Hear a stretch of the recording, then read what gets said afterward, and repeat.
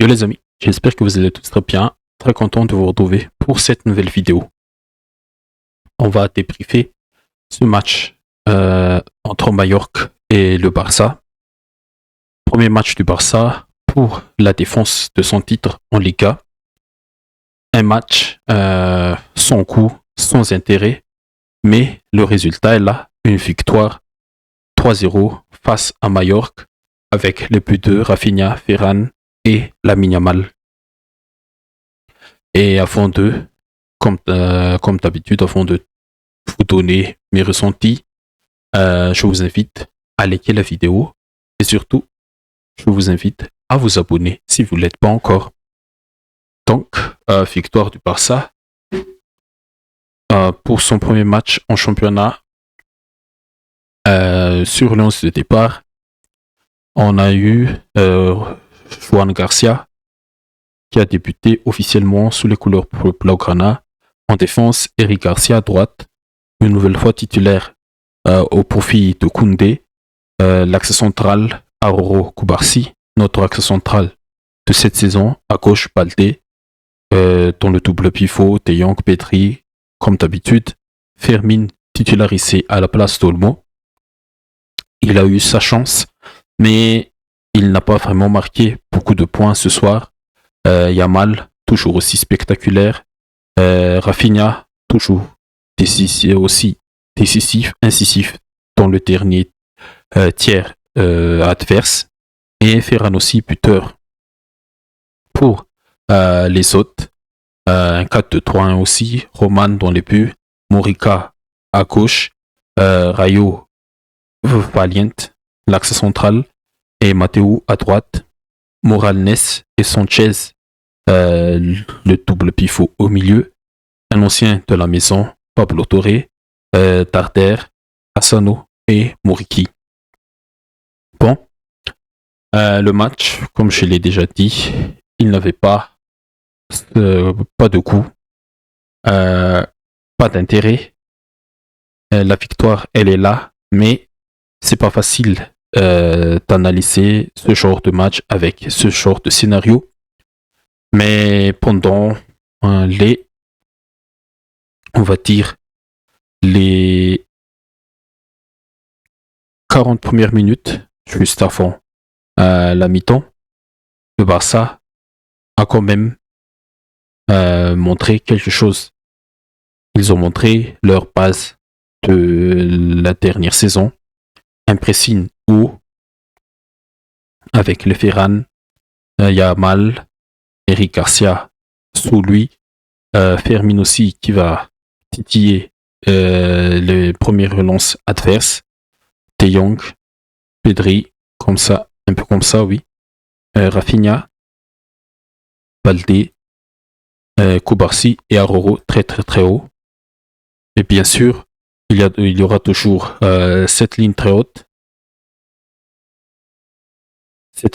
du Barça qu'il faut bien sûr couvrir. On ne voit pas une équipe être très haut comme ça et assez asymétrique aussi. Des fois, comme d'habitude, il y a Baldé qui colle la ligne et Rafinha qui rentre un peu dans l'axe.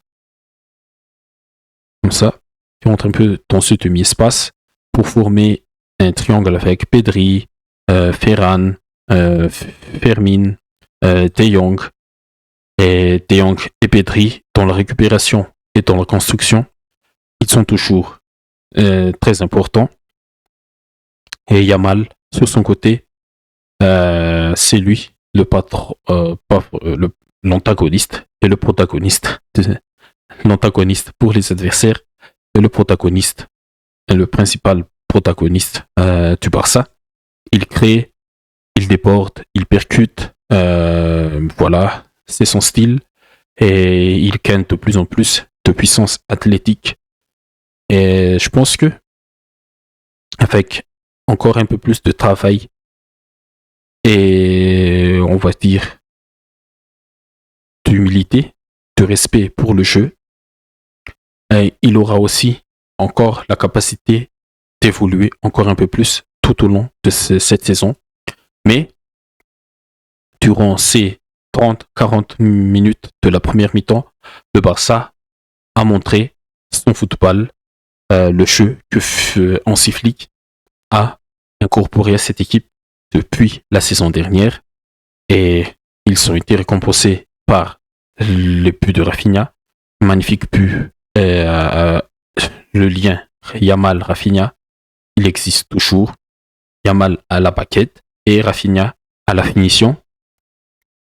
Le deuxième but, signé par Ferran. Magnifique frappe. On va y revenir sur les polémiques après. Magnifique frappe qui n'a pas laissé aucune chance au gardien de Majorque. Et le troisième but aussi de Yamal, sa spéciale, il rentre comme tous les cochers, comme Arjen Robben, et frappe enroulé deuxième poteau.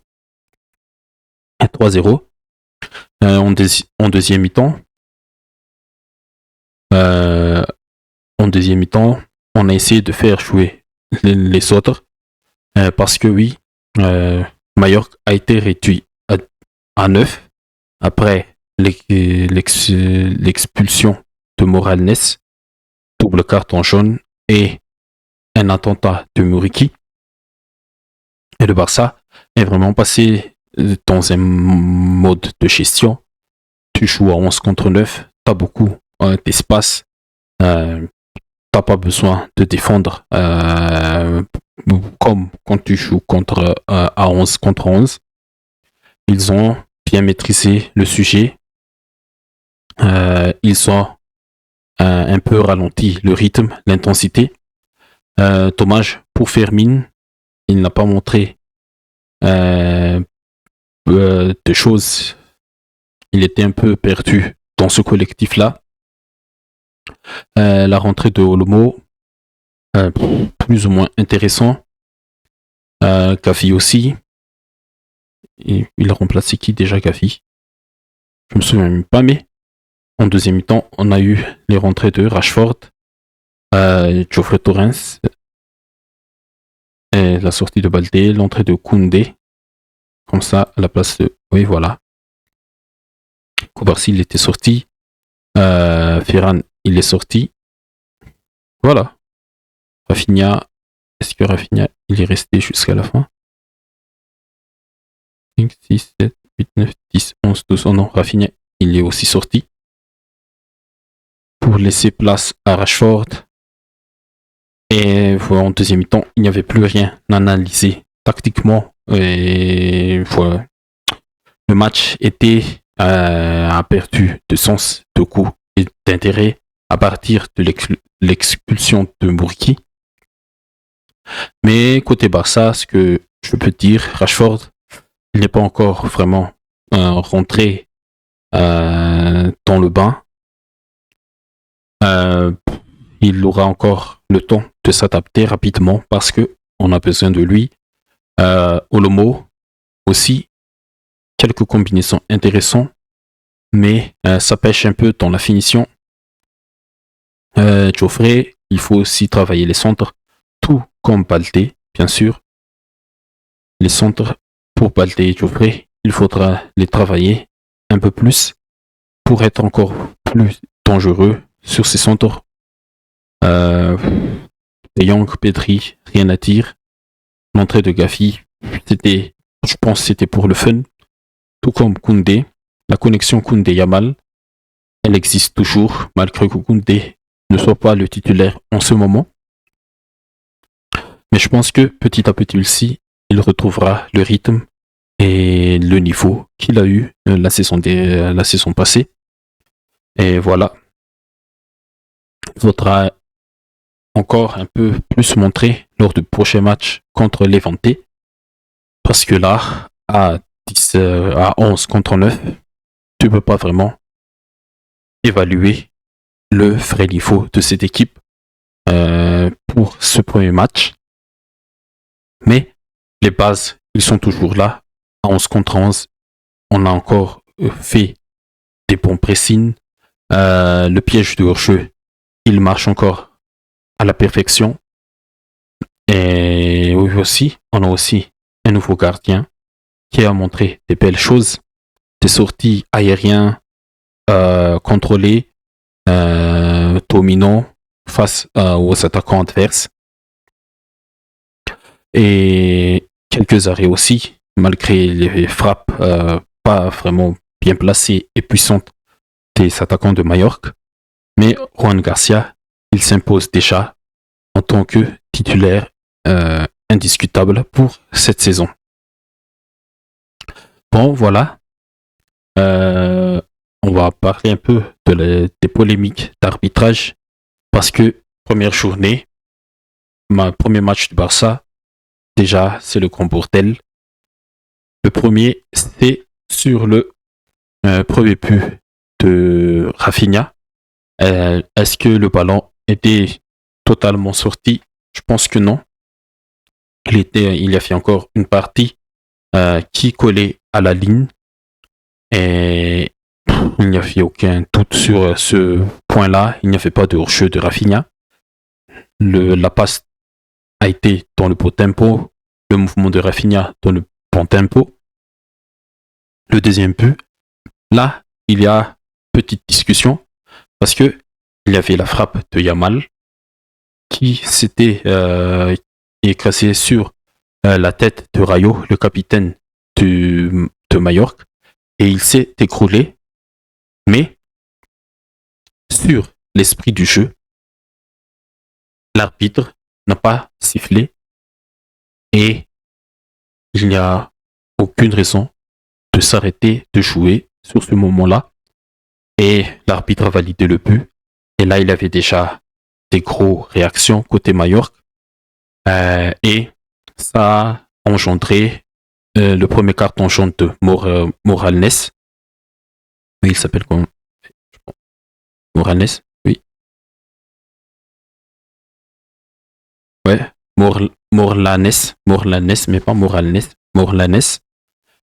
Et quelques minutes après,